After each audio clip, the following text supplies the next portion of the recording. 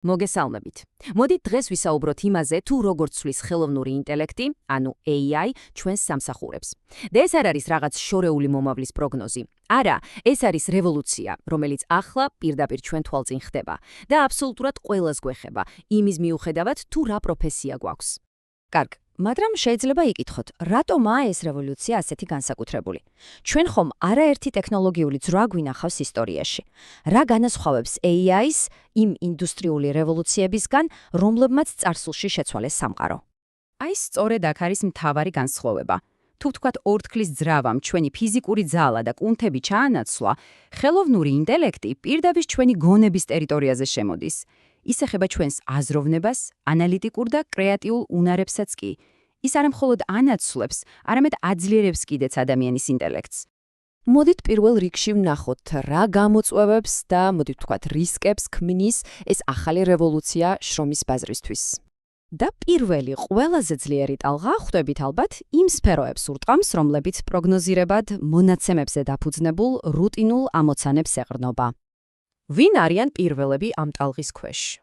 რა თქმა უნდა, ადმინისტრაციული პერსონალი.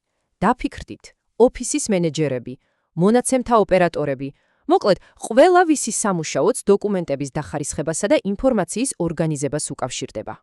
მიზეზი ძალიან მარტივია. AI-ს შეუძლია ათასობით დოკუმენტი წამებში დაამუშაოს, თანაც თითქმის ნულოვანი შეცდომით. ის, რასაც ადამიანის საათებს ან თუნდაც დღეებს ანდომებს, მანქანისთვის წამების საქმეა. ეფექტურობა უბრალოდ შეუდარებელია. კარგი, გადავიდეთ შემდეგ სფეროზე.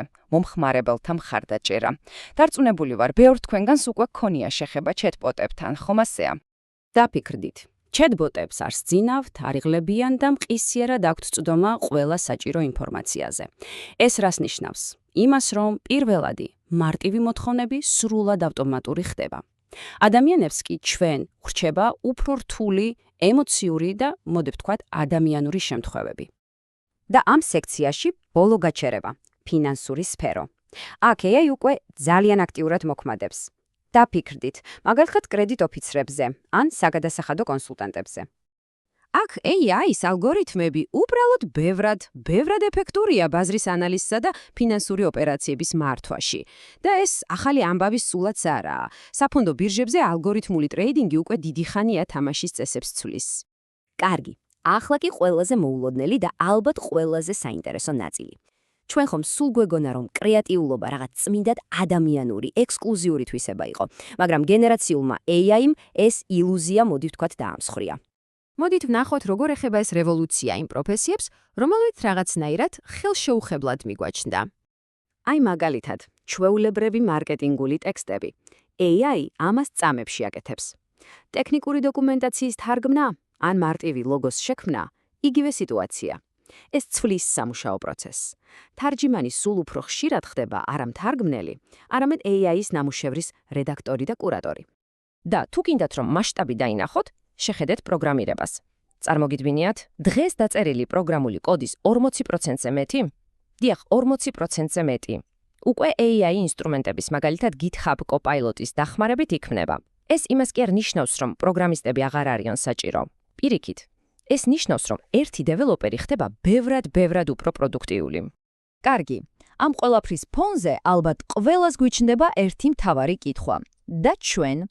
სად არის ჩვენი ადამიანის ადგილი?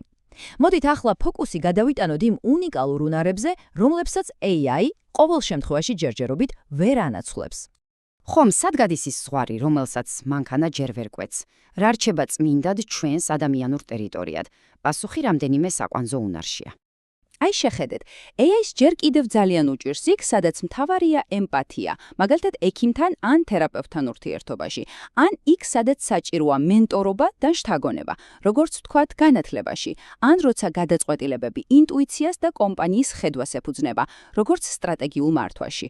და რა თქმა უნდა, ფიზიკური სამყარო, არაპროგნოზიებად გარემოში მუშაობა, რასაც მაგალითად ხელოსნები აკეთებენ. სწორედ ეს არის ჩვენი სუპერცალა. მაგრამ ამბავი ამით არ თხრდება. პირიქით, ახლა იწყება. როგორც ყველა დიდი რევოლუცია, AI-ც არა მხოლოდ რაღაცებს ანაცვლებს, არამედ ქმნის სრულიად ახალ, წარმოუდგენელ კარიერულ შესაძლებლობებს. მაგალითად, გაიცანით პრომპტ ინჟინერი. ეს არის ადამიანი, რომელმაც იცის, როგორ ელაპარაკოს ხელოვნურ ინტელექტს, როგორ დაუსვას სწორი შეკითხვა, რომ საუკეთესო პასუხი მიიღოს. Რაღაცნაირად AI-ის თარჯიმანი და მომთვინიერებელია ერთდროულად. კიდევ ერთი უმნიშვნელოვანესი ახალი როლი. თაფიქრდით, რაც უფრო მეტად შემოდის AI ჩვენს ცხოვრებაში, მით უფრო კრიტიკული ხდება, რომ ის სამართლიანად და მიკერძოების გარეშე მუშაობდეს, ხომ ასეა? ხო და სწორედ ამაზე ზრუნავს AI ეთიკის ოფიცერი. მაშასე, მოდით ეს ყველაფერი შევაჯამოთ და ერთკვალი წარმატების ფორმულა ჩამოვაყალიბოთ. რა უნდა გავაკეთოთ, რომ ამ ახალ რეალობას ფეხი აუწყოთ? და იცით, ყველაზე მთავარი აზრი ალბათ ეს არის. მთავარი საფრთხე თავად AI კი არ არის. მთავარი საფრთხე ან თუ გინდათ მთავარი კონკურენტი ის ადამიანია, ვინც AI-ს თქვენზე უკეთ გამოიყენებს. შიშის ნაცვლად ფოკუსი უნდა გადავიტანოთ იმაზე, თუ როგორ გავხდეთ ჩვენ სწორედ ის ადამიანი. და აი ის სამი მთავარი კომპონენტი. თქვენი წარმატების ფორმულა. პირველი, იყავით მზად მუდმივი სწავლისთვის.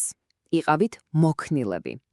მეორე, დაეუფლეთ AI ინსტრუმენტებს. ეს ისეთივე აუცილებელი უნარი ხდება, როგორიც დღეს კომპიუტერის წოდნაა.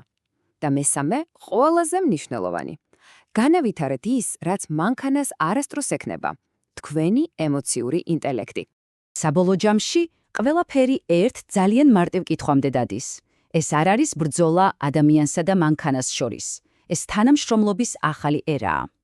და მთავარი კითხვაც ესაა, მზად ვართ ჩვენ, რომ ჩვენს ახალ ციფრულ კოლეგასთან ერთად ვიმუშაოთ.